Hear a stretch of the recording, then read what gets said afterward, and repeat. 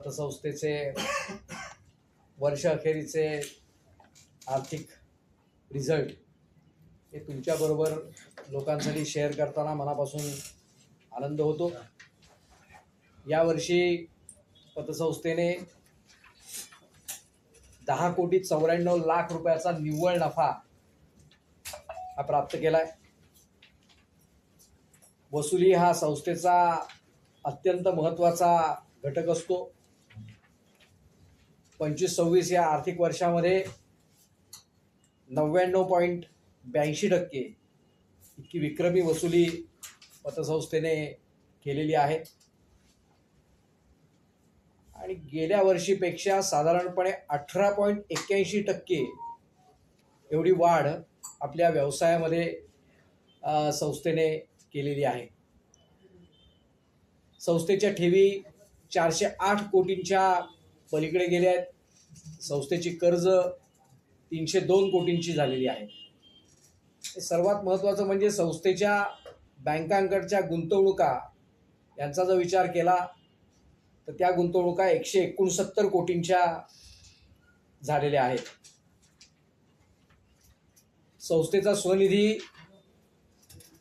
ही संस्थेचा आर्थिक आरोग्य दाखवतो। तो स्वनिधी 55 कोटीच्या पेक्षाही पुढे गेलेला आहे। गेल्या 5 वर्षात संस्थेने जो नफा प्राप्त केला आहे 21-22 मध्ये 6,21,00,000 रुपये, 22-23 मध्ये 6,63,00,000 रुपये, 23-24 मध्ये 7,03,00,000 रुपये, 24-25 ला 8,32,00,000 रुपये आणि 25-26 ला 10,94,00,000 रुपये एवढा नफा संस्थेने प्राप्त केला आहे। या 5 वर्षाचा नफा जर आपण पाहिला, या 5 वर्षाच्या नफ्यापेक्षाही जास्त रक्कम ही स्वनिधीपोटी संस्थेकडे आहे। 55 कोटीचा जो स्वनिधी आपण बघितला तर आर्थिक संस्थेला आवश्यक असणारं कमालीचं सातत्य आणि प्रमाणबद्धता ही स्वामी स्वरूपानंद पतसंस्थेने राखलेली आहे।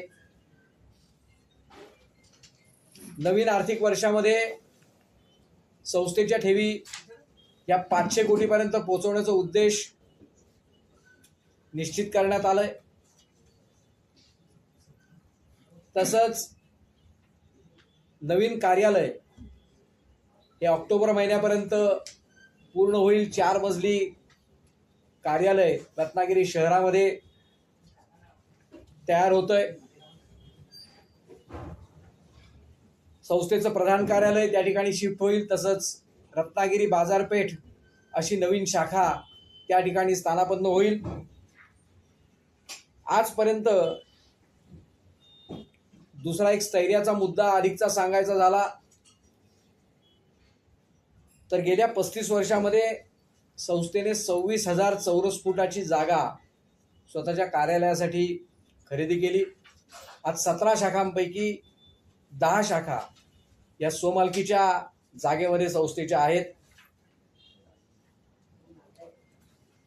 प्रामुख्याने झालेला जो नफा आहे त्याबाबत अधिक स्पष्टता करणं आवश्यक आहे की सहकाराला नफाखोरी करणं हे काही अपेक्षित नाही। सहकारी संस्था या सर्वांना बरोबर घेऊन चालवायचा उद्देश असतो।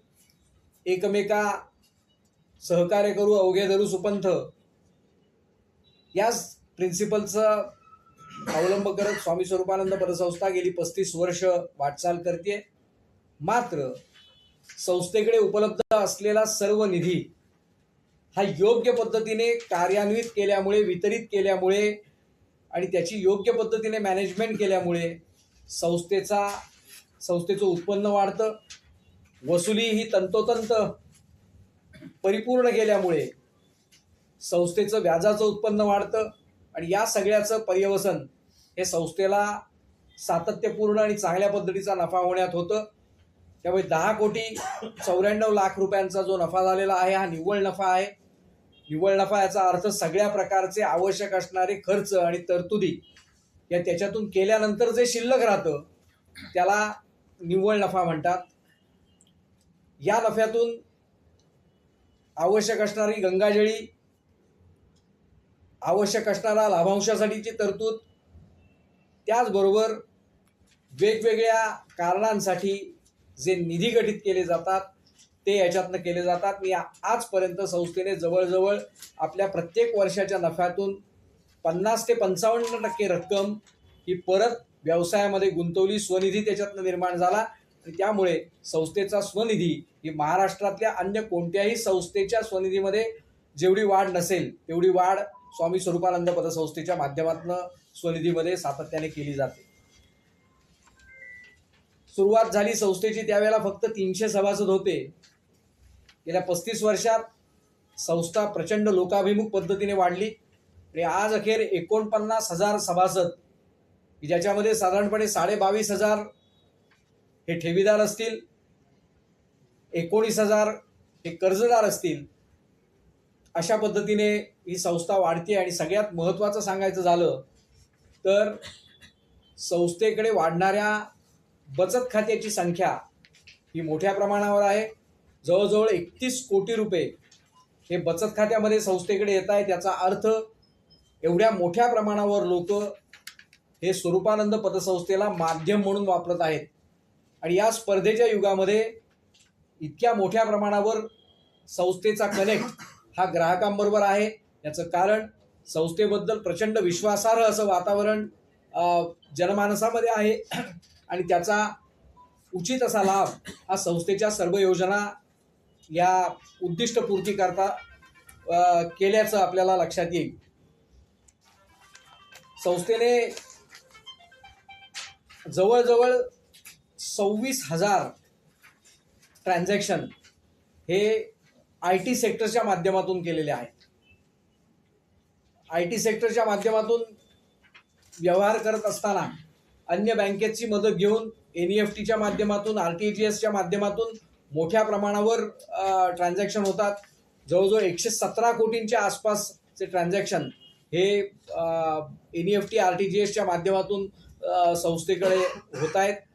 याचा अर्थ या नवीन जमान्यामध्ये जे डिजिटलायझेशन होऊ घातलेलं आहे किंवा डिजिटलायझेशनचा हा जमाना आहे त्याच्यापासून सहकारी संस्था दूर नाहीत.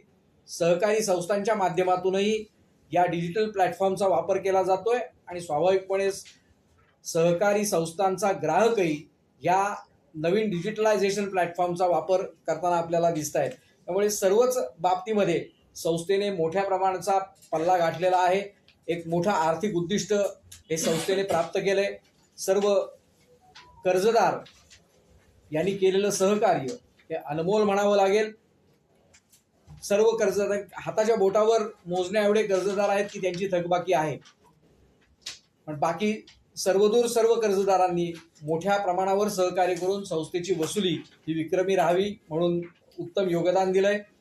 17 शाखांपैकी 7 शाखा अशा आहेत की त्यांची वसुली 100% आहे.